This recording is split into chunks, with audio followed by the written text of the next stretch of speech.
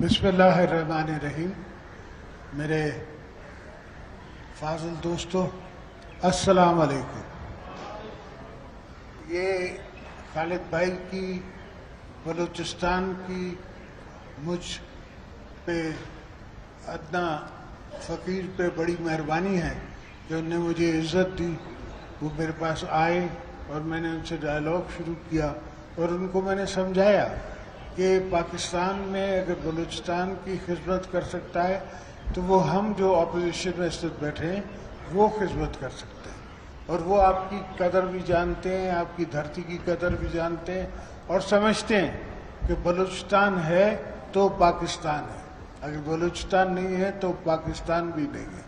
تو اس لیے ہم اس مقام پہ بلوچستان کی مجبوریوں کو اور ان کے دکھوں کو اس مقام پہ جا کے ہم ٹھنڈا کرنا چاہتے ہیں تاکہ ایک دفعہ دوبارہ جہاں سے سلسلہ ختم ہوا تھا وہاں سے شروع ہو جائے. اور دوستو، جیسے آپ کو پتہ ہے کہ آج کل نو کانفیڈنس کا موسم ہے اور انشاءاللہ بڑی جلدی ہم شہباز شریف صاحب کو پرائم منسٹر بنائیں گے اور بلوچستان سے بھی منسٹرز لیں گے جو کہ آپ کی خدمت کریں گے. Thank you. جی بٹو. جی مون صاحب آپ بات کر رہے ہیں. اب میں جناب مولانا فضل الرحمان صاحب گزارش کروں گا کہ یہ لے لیں.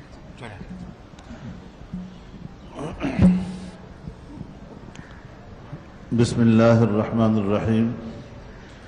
نحمده ونصلی علی رسولہ الکریم. جس مقصد کے لیے یہ تقریب اور یہ مجلس منعقد کی گئی ہے، میں اس حوالے سے جناب خالد بخشی صاحب اور بلوچستان سے قومی اسمبلی کے وہ اراکین جنہوں نے عدم اعتماد کی تحریک میں متحدہ اپوزیشن کا ساتھ دیا ہے، ان کے فیصلے کا خیر مقدم کرتا ہوں، انہیں خوش آمدید کہتا ہوں.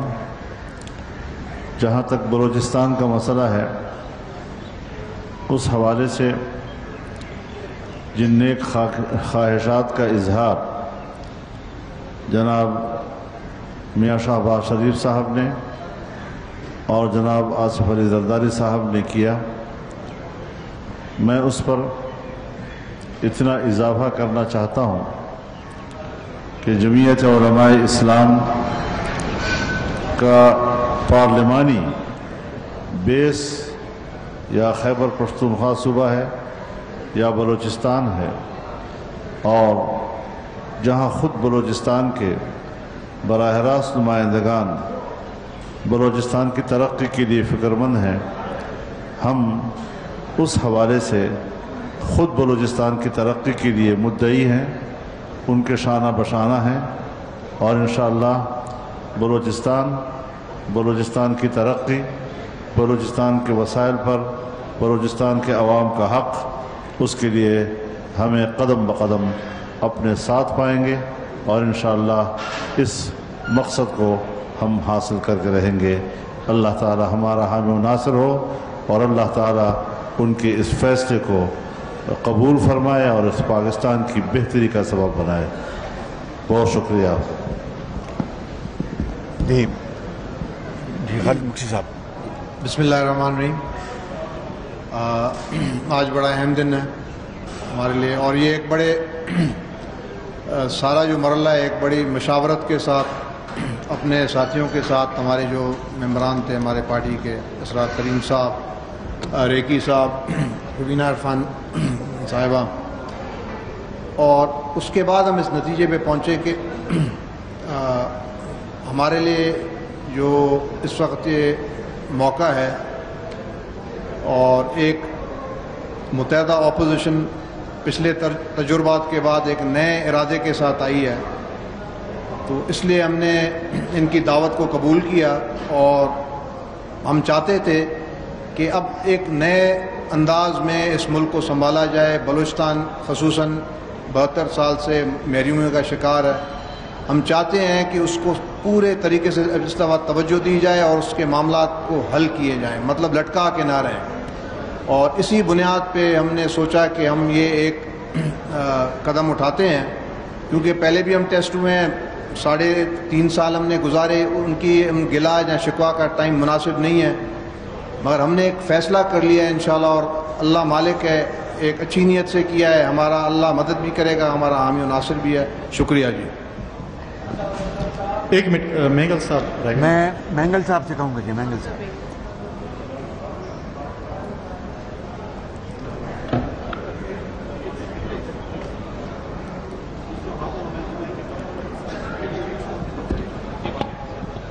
بسم اللہ الرحمن الرحیم. بلوچستان عوامی پارٹی کے پارلیمانی لیڈر جناب طارق مقصد صاحب اور خالد مقصد صاحب اور ان کے ساتھ جو آواز نہیں آ رہی،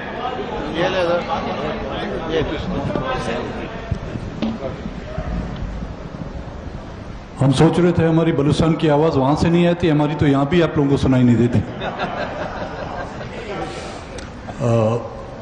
میں اپنی طرف سے اور اپنی پارٹی کی طرف سے بلوچستان عوامی پارٹی کے پارلیمانی لیڈر جناب خالد مقصد صاحب کو اور ان کے جو نیشنل اسمبلی کے جو ممبران ہیں جنہوں نے آج اس اہم موقع پر اپوزیشن کا ساتھ دینے کا فیصلہ کیا ہے، میں ان کو اپوزیشن کے اس کیمپ میں آنے پر مبارکباد پیش کرتا ہوں. کیونکہ موجودہ جو حکومت ہے اس میں بلوچستان کے ایشو کو ہم نے پہلے ہی دن ہائی لائٹ کیا تھا، اور وہ آپ سے ڈکی چھپی بات نہیں ہے کہ جس انداز میں ہمیں نظر انداز کیا گیا وہ بلوچستان کے مسائل پر توجہ دینے کے بجائے ہمارا جو ہے مذاق اڑایا گیا. میرے خیال میں آج بلوچستان عوامی پارٹی کے ممبران نے جس انداز میں آج اس بلوچستان کے ایشو کو سامنے رکھتے ہوئے اپوزیشن کی کیمپ میں شرکت کی ہے، اور میں سمجھتا ہوں اب اپوزیشن نے جس مقصد کے لیے ووٹ آف نو کانفیڈنس کا ارادہ کیا تھا، دن بدن ہمیں اس مرحلے پر پہنچنے میں جو ہے ہمیں کامیابی نصیب ہو رہی ہے. اور انشاءاللہ تعالیٰ اب جس طرح میں نے آج صبح بھی کہا تھا کہ تمام وہ ہتھ کنڈے استعمال کیے گئے کہ ووٹ آف نو کانفیڈنس کو جو ہے ڈیلے کیا جائے، لیکن جتنا بھی ڈیلے کیا جائے اس میں جو ہے آپ نے خود محسوس کیا ہوگا کہ اپوزیشن کی تعداد کم ہو رہی ہے اور حکومت کی تعداد میں جو ہے وہ مائنس کی طرف جا رہی ہے. میں ایک بار پھر ان کو اپنی طرف سے اور اپنی پارٹی کی طرف سے ویلکم کروں گا. اعزاز صاحب جی. ہلو.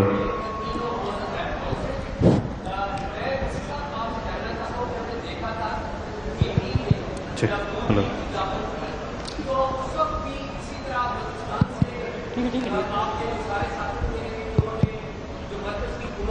ایک عدم اعتماد کیا تھا، تو جو اس وقت ڈیموکریٹک گورنمنٹ تھی اس کے خلاف جو اقدام ہوا تھا، آپ کیا اس کی مذمت کرتے ہیں آج بھی؟ اور دوسرا، 3 معزز رہنما جو ایک سوال میں کوئکلی شہباز صاحب اور آصف زرداری صاحب اور جناب مولانا صاحب، انڈاؤٹڈلی آپ نے موجودہ جو ہائبرڈ سسٹم ہے اس کو ہلایا ہے جس کو عمران خان صاحب لیڈ کر رہے تھے.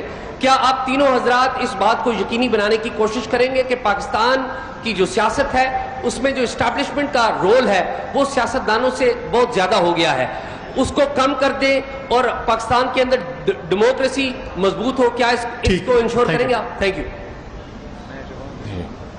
بلاول صاحب. آپ کو بہت شکریہ یار صاحب. جیسے کہ آپ کو پتہ ہے کہ ہمارا یہ جو جدوجہد ہے کہ پاکستان میں جمہوریت کا بحالی، پاکستان میں سارے ادارے اپنے دائرے میں رہ کے کام کرنے کا جو جدوجہد ہے، یہ ایک دن کا جدوجہد نہیں ہو سکتا. ہم تو 3 نسلوں سے یہ جدوجہد لڑ رہے ہیں، آگے بھی لڑتے رہیں گے.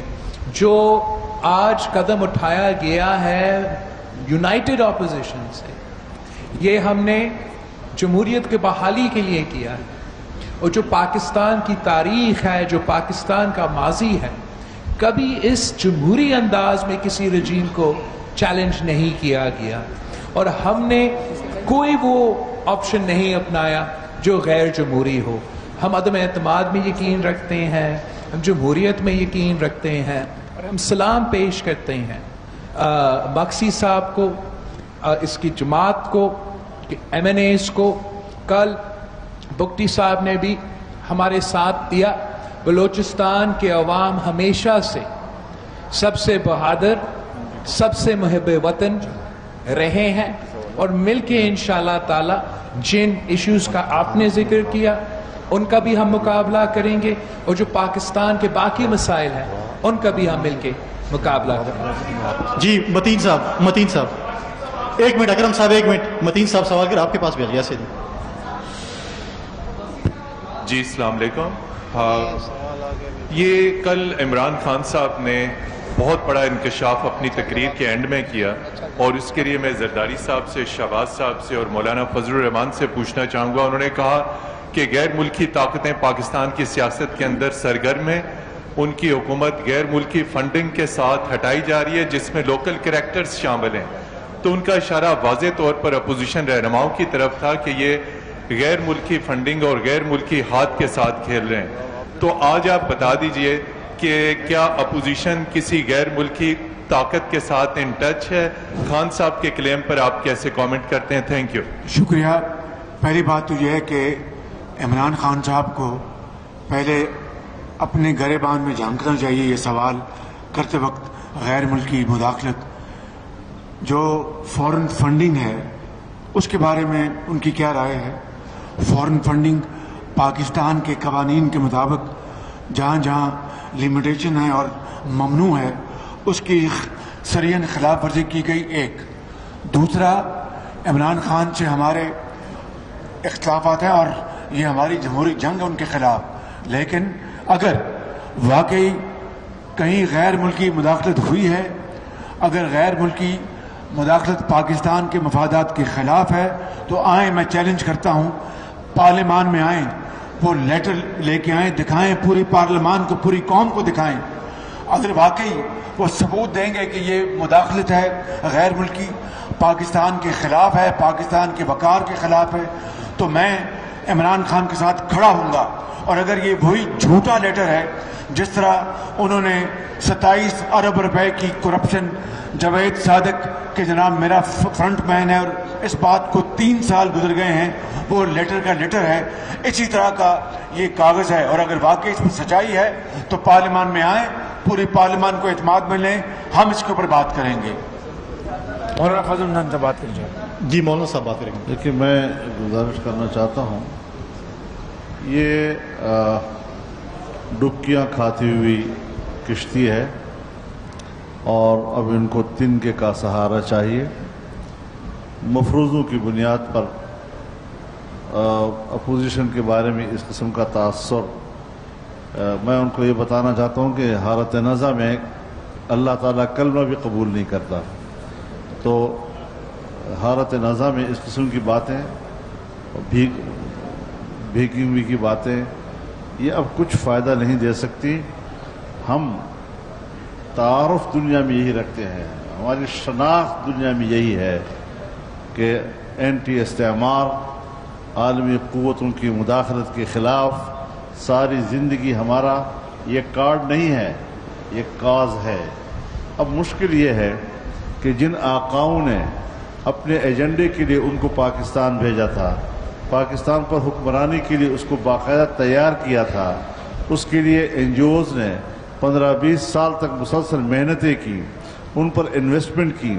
اب جب وہ اپنے آقاؤں کے مقاصد پورے نہیں کر سکا, اور جیسے قرآن کہتا ہے وَكَلٌّ عَلَى مَوْلَاهُ أَيْنَمَا يُوَجِّهُ لَا يَأْتِي بِخَيْرٍ, کہ اپنے آقا کے اوپر بعض غلام بوجھ بن جاتے ہیں, جدھر جاتے ہیں کوئی خیر کا کام لے کر نہیں آتے, ناکامیاں ہیں ناکامی لے کر آتے ہیں.